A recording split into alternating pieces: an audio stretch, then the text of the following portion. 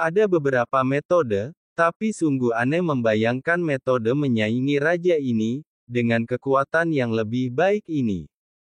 Susu Taiyi berkata dengan nada menghina. Meskipun dia berkata demikian, bahkan fluktuasi yang dipancarkan Xiao Yueli pun biasa saja. Namun entah kenapa, tabib istana Suqian merasakan rasa takut ketika dia melihat ke arah Xiao Yueli. Benar saja, itu adalah Pluto milik Sensi, dan dia merasa sangat tertekan di tingkat kedua.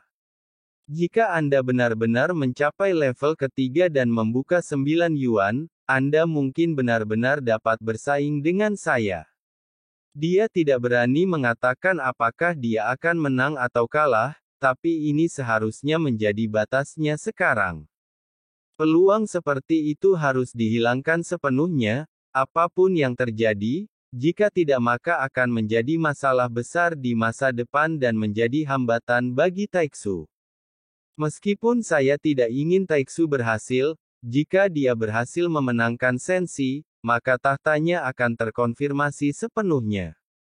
Dan jika kekuatan saya semakin meningkat pada saat itu, saya akan memiliki peluang.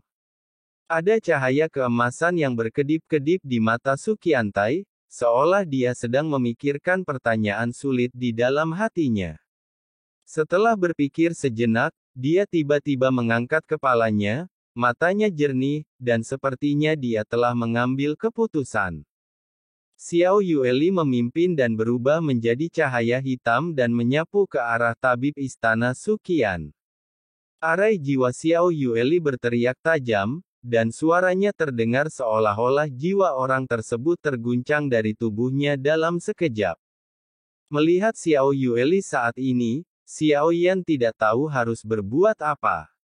Tidak peduli bagaimana dia memandang tantangannya, Suqiantai tidak memiliki peluang untuk menang. Meskipun dia bukan Raja Taiksu, dia tetaplah dewa abadi tingkat kelima.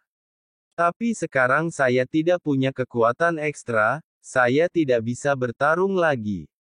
Ini adalah pertama kalinya dia merasakan kekurangan tenaga dan darah.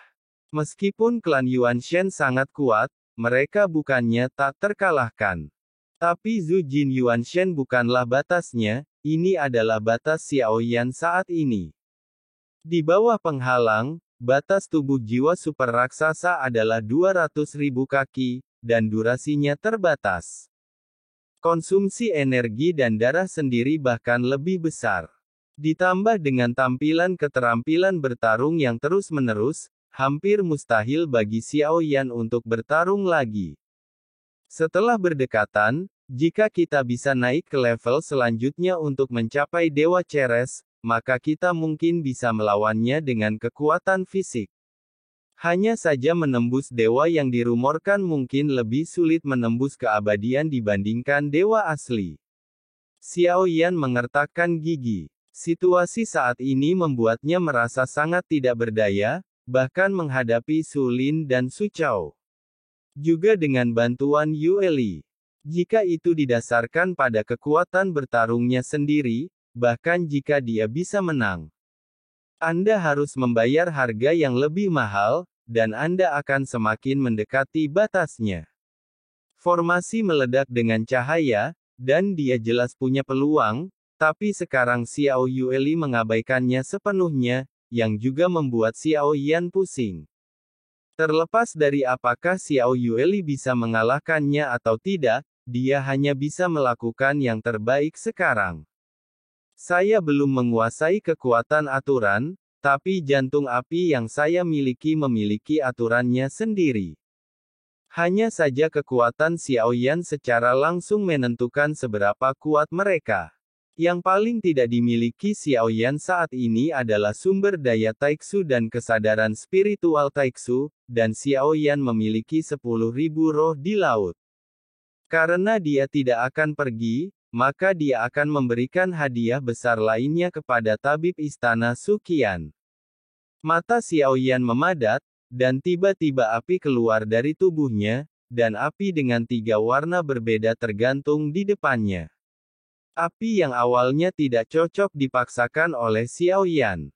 mulai menyatukan. Teratai marah Buddha tiga warna dengan cepat dipadatkan oleh Xiao Yan, tapi ini saja tidak cukup. Teratai api marah Buddha tiga warna seperti itu tidak cukup untuk mempengaruhi tabib istana Suqian. Jika satu tidak cukup, akan ada 10 atau 10. Xiao Yan tidak dapat meningkatkan kekuatan teratai api murka Buddha ke tingkat berikutnya sekarang, kecuali dia menerobos keabadian Tuhan. Setelah menguasai kekuatan aturan, Buddha's Furious Fire Lotus pasti akan kembali ke salah satu keterampilan bertarung utamanya. Jika kekuatan Flame Star benar-benar dibebaskan dan lebih banyak aturan dapat diterapkan, maka kekuatannya secara alami akan terbukti dengan sendirinya. Hanya saja kekuatan Buddha's Angry Fire Lotus yang dipadatkan oleh Xiao Yan juga sangat dahsyat, bahkan bisa membuat Dewa Abadi kelompok pertama mundur 3 kaki. Tapi sekarang dia menghadapi Raja Abadi Taiksu Suqian, yang diucapkan oleh Xiao Yueli, Dewa Abadi tingkat kelima, membuatnya semakin bingung. Xiao Yan masih merasa asing dengan keabadian dewa. Xiao Yan terbang, aliran api terus-menerus melonjak, dan teratai api tiga warna muncul satu demi satu di sampingnya. Saat jumlahnya bertambah, aura kuat menyebar. Pertarungan di udara sebenarnya tidak intens. Xiao Yueli terus-menerus menyerang, tetapi tabib istana Suqian tampak jauh lebih santai. Meskipun dia terlihat serius, dia sepertinya hanya mendorong Xiao Yueli menjauh dan tidak pernah memberikan pukulan fatal padanya. Meskipun Xiao Yan sedang memadatkan teratai marah Buddha tiga warna, dia masih menyaksikan pertarungan antara keduanya dengan pandangan sekelilingnya. Saya tidak tahu apa yang direncanakan monster tua dari dokter virtual itu, dan kekuatan Yueli telah meningkat pesat. Jelas masih terdapat kesenjangan yang sangat besar antara kedua belah pihak, yang secara logis tidak dapat diselesaikan. Dia bahkan mengatakan bahwa dia pernah bertengkar sederhana denganku sejak dunia kuno abadi dan iblis. Mungkinkah dia sudah mengetahui identitasku? Xiao Yan tidak bisa tidak curiga bahwa semuanya telah digunakan sebelumnya, dan intervalnya sangat pendek sehingga sulit untuk tidak terhubung dengannya. Tapi kesombongan Suqian telah melonjak sejak dia datang hingga saat ini, dan dia tidak pernah membunuh Xiao Yan bahkan jika dia mengambil tindakan. Di tingkat kelima, seharusnya mudah baginya untuk membunuh Xiao Yan, bahkan Yueli.